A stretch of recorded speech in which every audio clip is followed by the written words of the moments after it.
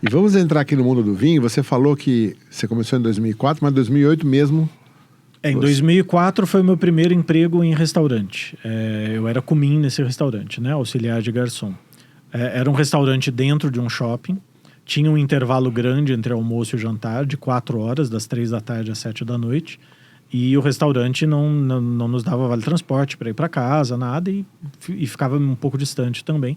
Então eu ficava no shopping, eu ia para uma livraria no shopping, né, uma livraria Siciliano, não tem mais a marca, então pode falar, né, já fechou a Siciliano.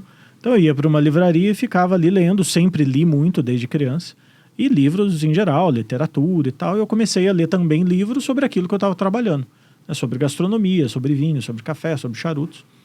E vinho acabou sendo um assunto que me despertou mais o interesse. Eu comecei a estudar mais e ler mais sobre vinho por conta própria. O meu emprego seguinte, que foi num bar e choperia grande da cidade, recém-inaugurado na época, eu já tive a oportunidade de assumir como sommelier, cuidando da seleção de vinhos, da seleção de whiskies da casa. Tive mais dois trabalhos como gestor, né, como gerente de restaurantes, até porque eu tinha outras experiências e outros conhecimentos que me agregavam aquilo. Mas a partir de 2008 é que eu passei a atuar exclusivamente como sommelier. Quando eu me iniciei no Oliveto Restaurante, lá em Campinas, que já tinha uma carta de vinhos mais robusta, né? Nós inauguramos com 300 rótulos. Quando eu saí, eram 850. Uma das maiores do Brasil, a do Oliveto, né? Sim, chegou a ter uns 1.000 rótulos. E no último ano que o Guia Quatro Rodas avaliou carta de vinhos, que foi o meu último ano ainda cuidando da carta de vinhos do Oliveto, nós ficamos com a segunda melhor carta de vinhos do Brasil. Só ficamos atrás da carta do Dusk, em Curitiba. Em Curitiba, que tinha 3.000 rótulos, alguma coisa assim. No ano seguinte, que o Dusk estava fechado para reforma, então nós seríamos a melhor carta de vinhos do Brasil. O Guia Quatro Rodas parou de avaliar a carta de vinhos. Sacanagem. E mais 2 anos, o Guia Quatro Rodas faleceu. Nossa. A do Dusk é quase um livro, né? Para você um livro. Ela diminuiu um pouco, mas ainda é uma carta muito robusta, muito impressionante. Tem verticais impressionantes, já tive a oportunidade de visitar lá a adega. E tem algumas coisas... seria um lugar bom para ficar trancado no caso de um apocalipse zumbi. É verdade, porque se você for parar para pensar hoje, uma tendência nos restaurantes é diminuir e otimizar cada vez mais as cartas de vinho. Então, é muito comum você pegar restaurantes com 30 rótulos, 25, 50 estourando. E que é um formato que eu vejo com muito bons olhos. Principalmente se você tiver um sommelier para cuidar e para conduzir isso. Sim. É muito mais interessante você ter uma seleção enxuta, mas em que você está constantemente colocando novidades e colocando vinhos diferentes e vinhos interessantes para apresentar para o consumidor. Por outro lado, quando você tem uma carta grande, você está ali, toca aquilo colocado, aquilo é um custo grande, é difícil manter aquilo. Você tem um custo de adega, de armazenamento, de ar-condicionado, de refrigeração. Então, quando você tem uma carta mais enxuta, você consegue oferecer uma experiência muito mais dinâmica para o cliente, muito mais dinâmica para quem frequenta o restaurante, que é algo que eu acho bem positivo.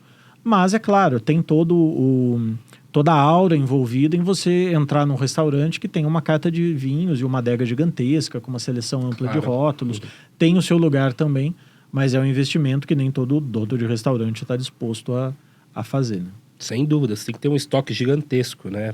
Exato, a gente está falando em fácil você ter R$500.000, R$1 milhão em ativo imobilizado na prática. Ainda que uma parte daquilo gira, mas tem uma parte daquilo que é quase ativo imobilizado. Tem vinhos que vão ficar ali anos e anos antes de serem vendidos, né?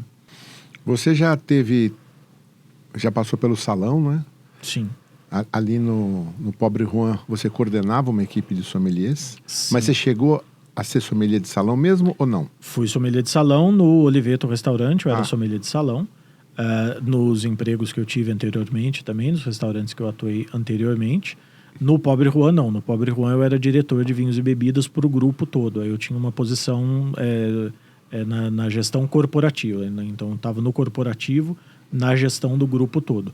A minha ligação com o salão era nos treinamentos periódicos que eu aplicava nas casas e na gestão da equipe de sommeliers, que eu montei. Nem todas as casas tinham um sommelier quando eu entrei. Quando eu saí, nós já tínhamos um sommelier em todas as casas. E daí na gestão desses sommeliers, cobrando eles em relação à formação, a estudo, a preparação, avaliação e tudo mais. E do outro lado, na negociação com os fornecedores, seleção de produtos, montagem da carta, tudo sempre pensando na manutenção do equilíbrio econômico da empresa.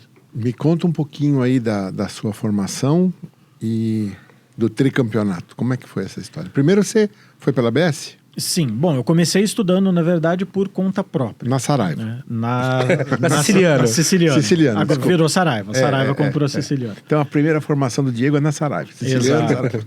Então eu comecei estudando por conta própria, até porque nós não tínhamos o curso de sommelier da ABS no interior. Né? A única opção era um curso de uma instituição, que, por motivos éticos eu não vou citar, mas que não tem um curso muito bom. Era a única opção que eu tinha no interior.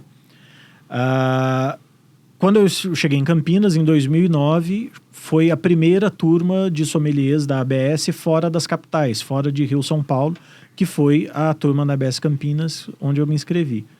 Mas tanto eu já vim estudando há algum tempo que antes de eu terminar o curso, eu disputei um campeonato paulista, em que eu fui vice-campeão, e por conta desse vice-campeonato e pelo meu desempenho, eu recebi já a certificação, não da ABS São Paulo, mas da ABS Brasil, como sommelier profissional, que é uma certificação que o sommelier que faz curso da ABS, ele se inscreve para fazer uma prova adicional que é mais exigente para receber um PIN verde e amarelo da ABS Brasil. E eu recebi essa certificação antes de terminar o curso de sommelier. Né? E ainda uma semana depois desse campeonato paulista, eu disputei o campeonato brasileiro, só para ver como é que era, porque eu só fiquei sabendo dias antes que ia acontecer o campeonato. E acabou que eu passei para a final e fui terceiro colocado naquela competição. E daí eu terminei a ABS naquele ano.